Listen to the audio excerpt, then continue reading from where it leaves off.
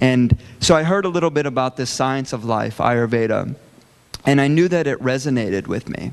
And my friend Jim, before we really learned about Ayurveda, we tried him on a bunch of things. We changed his diet, we put some herbs into his system, cleansing, detox, visualization, and he was regressing cancer, in a manner which doctors couldn't get their mind around. They're like, how are you doing this?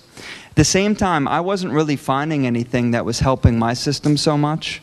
And I was like, I'm living in New York City. I'm pounding the pavement every single day. And, I'd been working 70 to 80 hours a week at this investment bank, and I need to make a change. So I called home one day, and I said to my parents, guys, I'm going to Hawaii.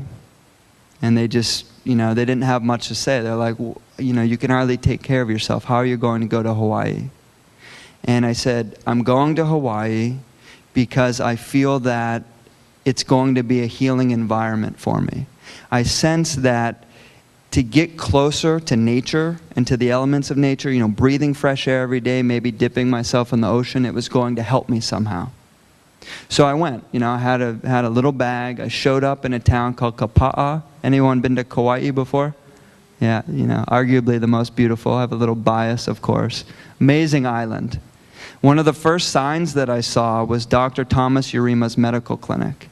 And I saw, alternative treatments, therapies, all of this, and I knew I landed in a place that may have some answers for me. So eventually I started working with Dr. Tom. And we worked as, doctor and patient, and I was amazed by this man's brilliance. And I started to feel better. And it wasn't because I was doing all of these sophisticated, integrative treatments, hooking myself up to machines and all of this. It's because I started using food as medicine. I started practicing holistic medicine, and we all hear the word holistic a lot today. It's becoming trendy, right? But to me, what holistic means is it touches upon every component of our life. And that's the foundation of Ayurveda. Ayurveda is more vast than I will ever know. Just the botanicals, there's over 8,000. All of the lifestyle treatment, all of the different things, it's really amazing. But we started with the simple stuff. I had a lot of acidity and inflammation in my body. So Dr. Tom said, I want you to eat a bunch of kale this week and Swiss chard. And I just looked at him, are you serious? That's, you're supposed to be a good doctor. And I'm like, you're going to have me eat kale?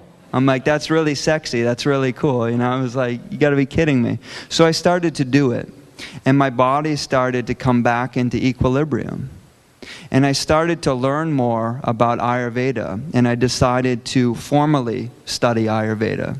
And had the opportunity to study with some of the greatest teachers of Ayurveda in the world, including Dr. Suhas, who we're so pleased to have on our advisory board. So the things that resonated with me in this science was it was holistic, and it was also kind of simple. Some of it was common sense. And we talk about this component of something being self-referential. Any system that makes us actually turn back inward and actually question, what feels good? What doesn't feel good? What am I doing in my life that is maybe creating some of these seeds of imbalance? What can I do to remedy those different imbalances? And it was this incredible process. It was like every day I said, I never thought about that before. Of course, going to an office, working on a trading floor on Wall Street 80 hours a week, not sleeping, eating at my desk, of course that's going to create seeds of imbalance within my body. Seems kind of obvious, right? But I wasn't thinking about that when I was 21 or 22 years old. So this whole process started to unfold. And one of the things that I love the most about Ayurveda is there's no such thing as a one pill for all approach in the science. It looks at different constitutional types, different physiological types. And just to quickly talk about those, we talk about something called Vata in Ayurveda, and we link this back to the elements of air and space within the environment. And an individual with a large proportion of Vata in their constitution is often maybe a little thinner, you know, maybe a little bony. They're people that can eat anything. They'll never gain weight. They can be kind of fast walking, fast talking, fast metabolism, highly creative. And then those are the wonderful things about Vata. And then we see the imbalanced parts of Vata is when it comes into dryness in the body. Things like dry skin, constipation, arthritis, mental illness. These are actually very Vata related. And then the second thing that we call doshas, these three constitutional types are called doshas. The second is pitta. And pitta relates to the element of fire. And we all know people with a little bit too much pitta maybe in their constitutional types. The joke in Ayurveda is that pitta people don't go to hell. They just create it wherever they are. So we all know these. This is like serious type A, right? Pitta. So pitta naturally has tremendous leadership abilities, tremendous drive. They're people you want involved in your business because they'll inspire people, they'll get jobs done. But we also know there's this kind of sensitive point there where the fire can run a little too hot.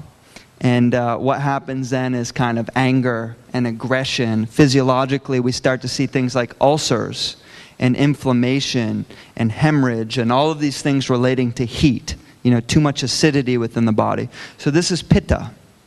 And the third is kapha, and I love kapha. I don't have quite as much kapha in my constitution, but I absolutely adore it because kapha naturally are individuals who have a stronger bone structure. You know, they can actually, just from a genetic predisposition, be a little bigger. And, you know, the other joke for kapha is like they can actually just look at food and gain weight, unlike the vata individuals. But incredibly loving, nurturing, caring people that will show up at work on time, people who love to host, you know, and be around families, and they're nurturers. And imbalanced components of kapha that we see relate to, you know, obesity, sometimes diabetes, asthma, bronchial conditions. So these are these three doshas. And the theory in Ayurveda is that the moment of conception, these biological energies combine uniquely within our blueprint. And this kind of creates this blueprint for health or healing. And as we move away from these natural proportions in our body, for example, if we have quite a bit of fire naturally, and then we're in a job or a relationship that is very fiery or intense, or we're eating too many spicy foods, then this is going to create seeds of imbalance. Okay? And it goes for all of them. So kapha, which is naturally a little denser by nature, if we're eating lots of fatty foods, you know, heavy proteins, or we're not motivating to get off the couch, you know, and exercise, then we can begin to put on weight and some of these other things. Vata, same goes. If we get totally frazzled, you know, Vata relates to the nervous system directly with the nerves. So, you know, you'll see individuals who just, if they get in a lot of sensory impressions, they just kind of freak out. It's too much. So that is Vata. And I started looking at these three things within myself and going, wow, it's finally clicking. Like things are making sense that have never made sense before. And what we see is that food has an incredible role in all of Ayurvedic medicine because we observe 6 tastes that are within food. I'm going to ask for a little help from the audience. These guys cannot answer. Who can tell me the 6 tastes within Ayurveda, or within food according to Ayurveda? Sweet, sour, bitter, astringent. Ooh, who said astringent? Nice one. Salty, what else? Pungent. Do we got one more? Did we cover them? Someone said sour. Sweet, sour, salty, bitter, pungent, and astringent. So why would the tastes matter? What does this actually do within the physiology?